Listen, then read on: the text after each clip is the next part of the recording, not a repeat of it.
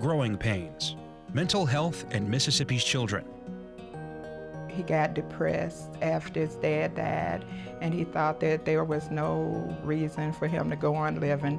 I spent every day praying that I didn't get a phone call from the kindergarten telling me he'd been kicked out. He's a school teacher's child, so he shouldn't do this, that, and the other. You're not doing what you're supposed to do.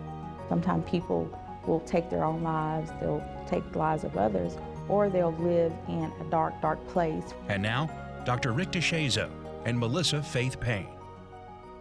Abuse, family disruption, school failures. These words usually go along with the consequences of mental illness in children.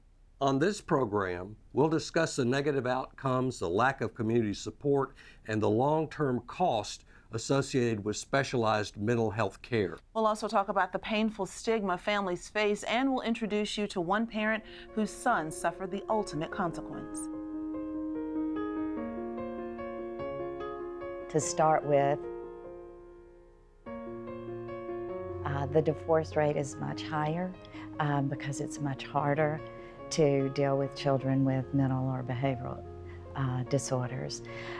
But lower academic achievement, lower vocational achievement, drug addiction, accidents, injuries, higher visits to emergency rooms, higher risk of asthma, allergies, and diabetes. You know, you wake up in the middle of the night, paramedics at your house. Your child is having an episode, and paramedics are there.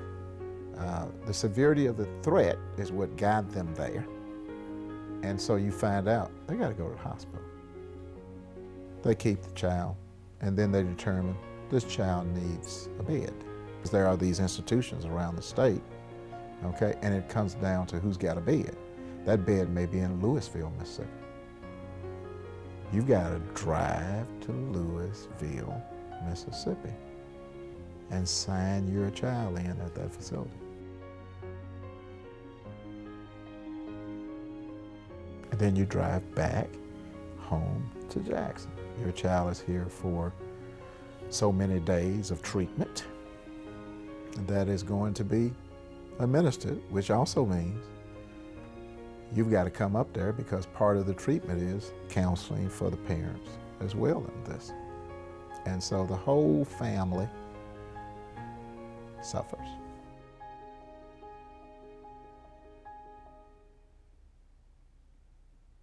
The stakes are high for children who don't get the proper mental health treatment and for our society. Today I have Brooke McCarthy, a law fellow with the Southern Poverty Law Center, Leona Bishop, a licensed professional counselor, and Joy Hogue, Executive Director of Families as Allies, to discuss the consequences of not having children treated for mental health problems. Ladies, thank you so much for joining us. Brooke, I want to start with you. What are some of the long-term and short-term consequences? And then I'd like for all of you guys to kind of join in. I think the immediate short-term consequences are children having negative interactions when they're in their schools with their peers or with their teachers, and the subsequent discipline that comes from that.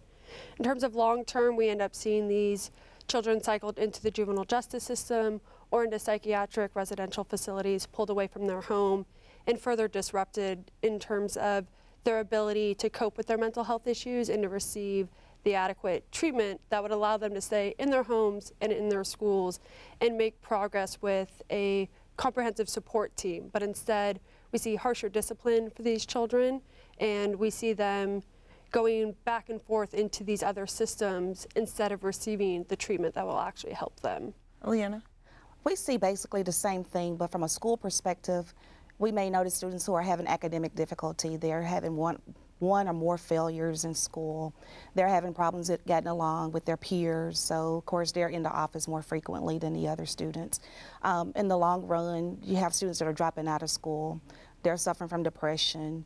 They're more likely to have accidents and things of that nature. So it does tend to lead to the juvenile justice system because sometimes they're not always given the support that they need to be as successful as they can. Dr. Hogue? And I would agree with what both of them said. It's either in the short term or the long term, you just see children not doing as well as they could. And it starts off kind of mild, and sometimes it's almost like, you know, when you have in Mississippi, the weather's changing, your sinuses are bothering you, and you just can't quite function the way you need to, and things just don't go quite as well. That's what happens with children in the very beginning, just maybe some conflict with their family, not doing quite so well at school, forgetting some homework. And then it can progress if there's not intervention and support to the things you're talking about. And then in the family, it's really stressful. And one of the biggest things we see with families is, well, it's stressful at home, and then that affects parents' work. And a lot of times parents, as these things get worse and worse, end up losing their jobs because they're having to spend so much attention on this. And it's a vicious cycle because everything hurts everything else. His dad had died. We'd had quite a few losses the year before. He got depressed after his dad died, and he thought that there was no reason for him to go on living. Pat Montgomery's son Ryan was hospitalized for depression after the death of his father. But a year later, Pat says she noticed a change in Ryan's behavior. The first thing I noticed, I think, might have been when he started smoking cigarettes, because it was unlike him too. And I realized that he was trying to change the way he felt by, ingesting a mood-altering substance. 4- and 5-year-old kindergarten was awful. I spent every day praying that I didn't get a phone call from the kindergarten telling me he'd been kicked out. For Dawn Mackey, her son Mark's behavior in school worried her daily and impacted her job. I spent every day in fear of what was going to happen. Could we just get through another day? Was it going to be okay? Would it get better? There were so many days where I would have to drop what I was doing and go and try to sort things out and calm him down and make him realize that he could turn things around. It was going to be okay. Just a struggle for us because there was so much arguing in the family, so much upheaval, just episodes all the time. And then we have a younger son who's 5 years younger than Michael, and we were so focused on Michael sometimes I think we left him behind, didn't give him the attention he needed. She recalls the advice a psychiatrist gave her when he was diagnosed with schizophrenia. We only had one session with him. She said, I want to tell you something. Enjoy the good times with Michael, but always be ready for the bad times, because they will be there. Dr. Rick DeShazo talks with mental health experts about children's mental health. Joining him are Dr. Timothy Summers, Dr. Susan Buttress, and Dr. David Elkin. What are the long-term consequences of not treating mental health disorders? Well, they're pretty great. We've talked about this before. Children who have behavioral developmental disorders can be very resilient if it's caught early. So the sooner the disorder caught, the better. The sooner the child in treatment, the better. We know that there's something called plasticity, so that if one area of the brain is not working well, or if maybe some neurochemical is not being produced as it should, perhaps in a young child, another area of the brain will take over. There are even some studies that have shown that things as serious as autism spectrum disorder or significant other behavioral disorders can be changed. A child who's not using one side of their body can learn to use that side of their body if it starts early. So we know the brain is very resilient and very plastic. I keep saying early, the earlier the better. So the consequences of not addressing this very early can be very significant. Down the road, a child may end up not graduating from high school, ending up in jail, ending up with obesity, in poverty, and a lower vocational achievement just because their problems weren't addressed when they were young. And I think we have seen the demographic and the distribution of the number of patients with mental illness play this out in our own region of the country. We have, and one of the things that we have to focus on a lot more is prevention, because if we don't really stop creating environmental situations that result in mental disorders, then we'll just continue to produce them. So, you know, it seems sometimes like we're not really doing anything on the treatment end because we continue to have so many children and adolescents coming in with problems. But the real issue is preventing, eliminating, attenuating all of those different types of environmental situations and other systems that promote mental illness. So we do know that there's certain things called children who are at high risk, and a lot of those children who are at high risk are children who are the children of veterans, the children of fathers that are incarcerated, parents who are drug dependent, parents who have mental illness, children who have intellectual disabilities without adequate support. So a lot of those children, we have to do something about a lot of those situations. Shame, disgrace, disapproval, discrimination, all consequences of the stigma from mental illness. With mental health challenges, a lot of times we tend to think those are about bad parenting, when in reality they can be about a lot of different things. And a lot of times, almost all the time, parents are doing the absolute best they can with their children, but that child may not respond to the typical types of behavioral interventions and all that other children do because they think differently and their mind is different. The Division of Medicaid does, you know, always try, and we work with them to try and increase the quality of the programs, and we're trying to increase the evidence-based programs and practices that they do. However, a lot of children and youth, and maybe even some of the parents, but more so the youth and young adults, they don't want to go to a mental health center. They don't want to be seen at one, especially if that mental health center has a bad reputation as far as that's where all the crazies go. Or either I saw you walking near there, you know, are you crazy? Are you going to see? You know, they don't want that. They don't want, you know, the stigma that's associated with being seen there. So it is difficult for those children and youth that's their only option.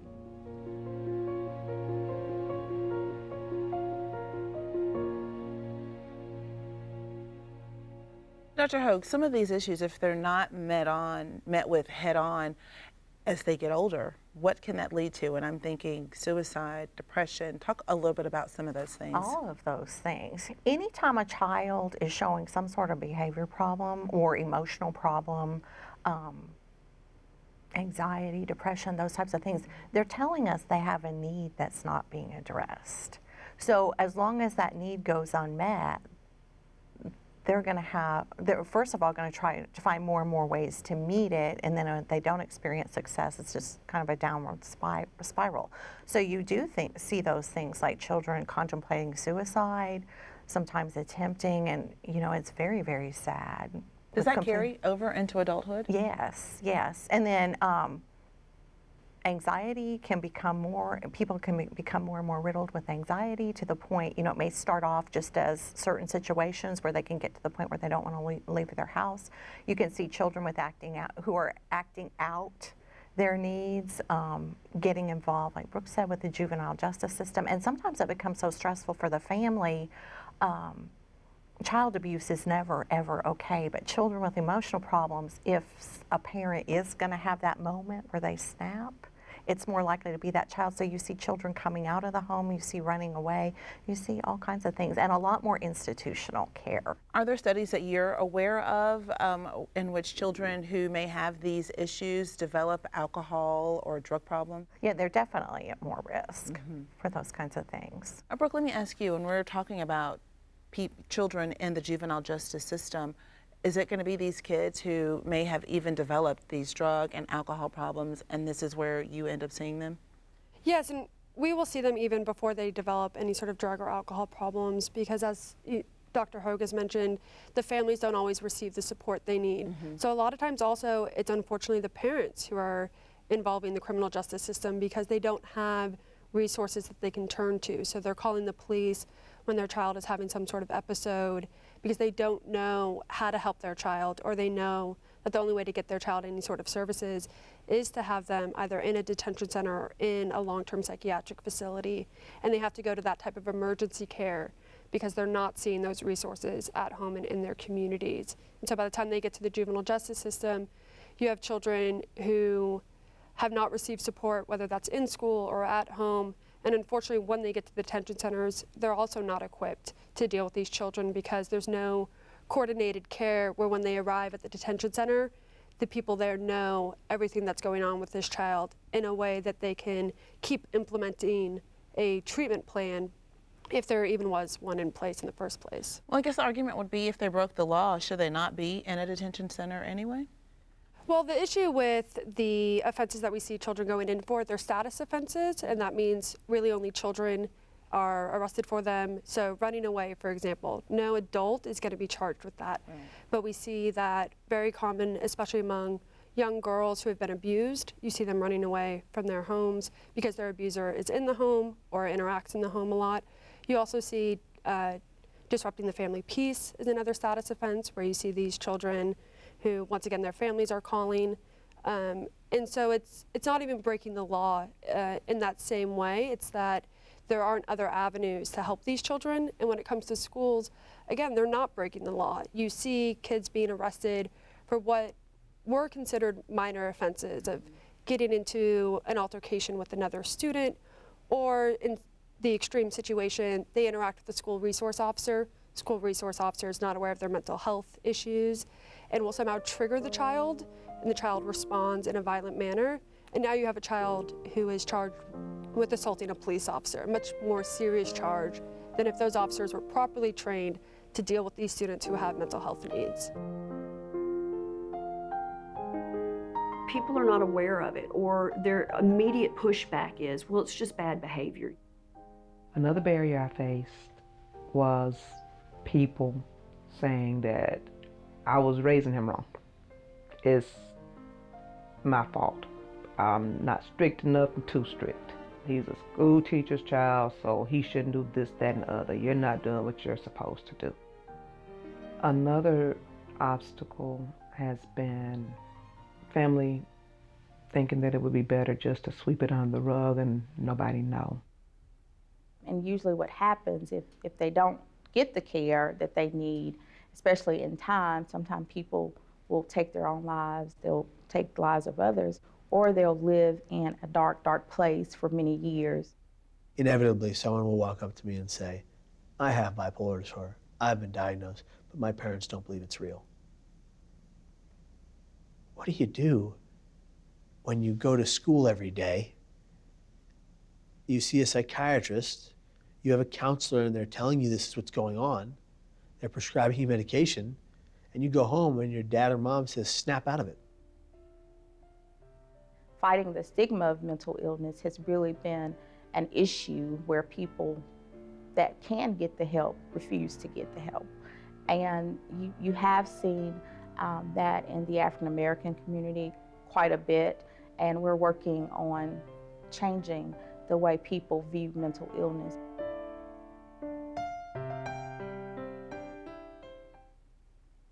For some of your viewers may be thinking, okay, so we catch kids early and we keep them from getting depressed, or we keep them from getting anxious, or we treat their ADHD.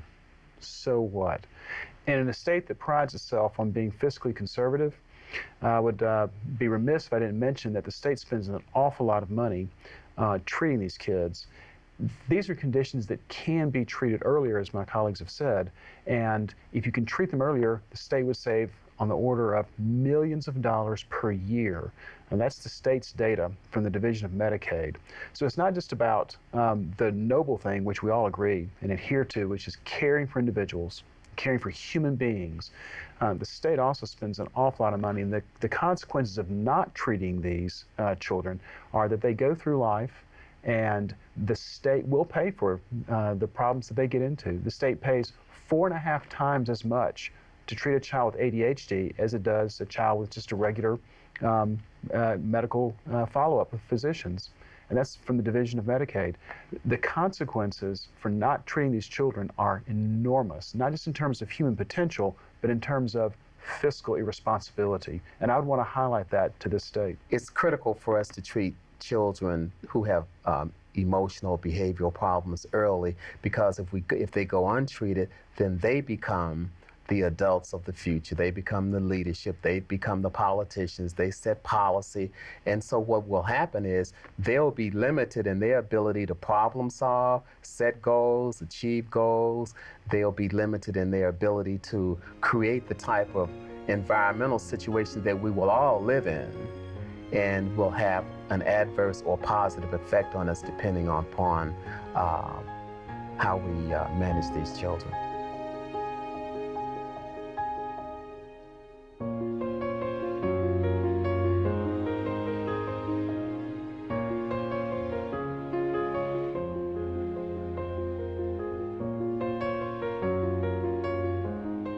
Brad Taggart, a handsome, tall young man. He was from a good family in Madison, Mississippi, the son of Andy and Karen Taggart. He was a student at Ole Miss and loved to hunt and fish. His father says he was good at just about everything. A maddening combination of charming, boyish joy and attitude. And that really does describe him. He was 6'7", plus a fro on top of that, so he looked like a giant everywhere that he went. Mischievous, sarcastic, bold in adventure, sort of the leader in his group of friends.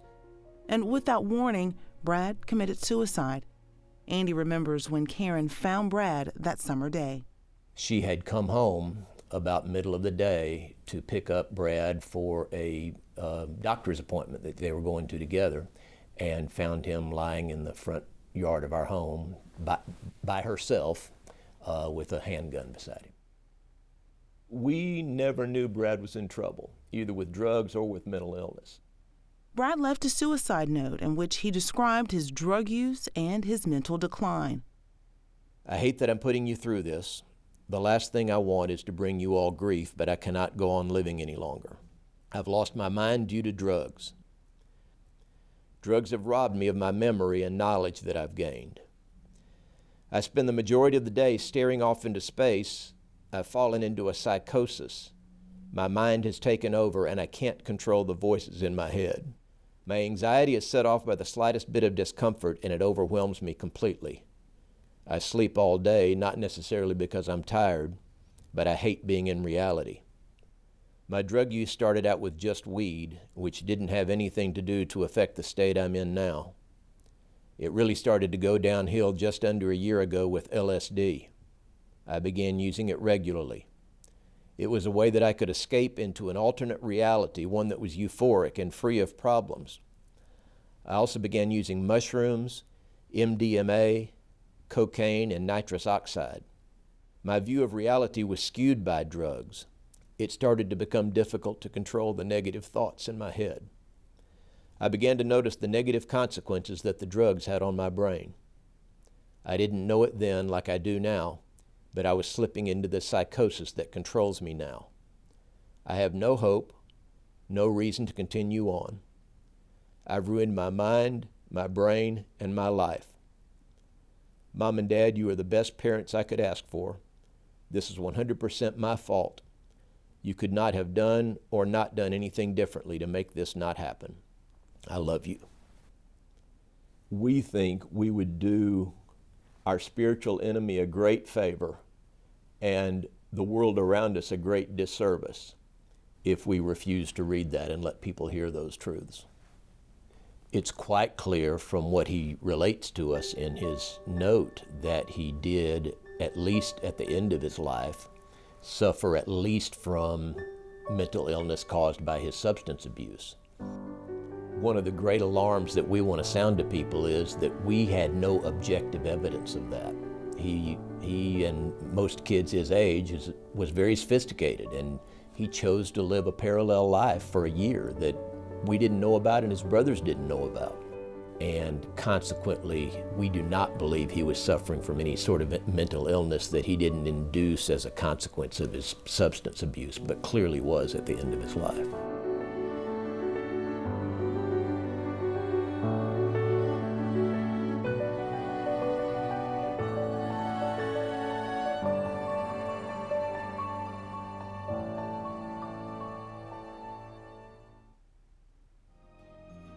All episodes in this series on mental illness in children are available on the PBS Video app or on the MPB YouTube channel. Go to mpbonline.org for web extras and more discussion about children's mental health. For all of us here at Southern Remedy, thanks for watching.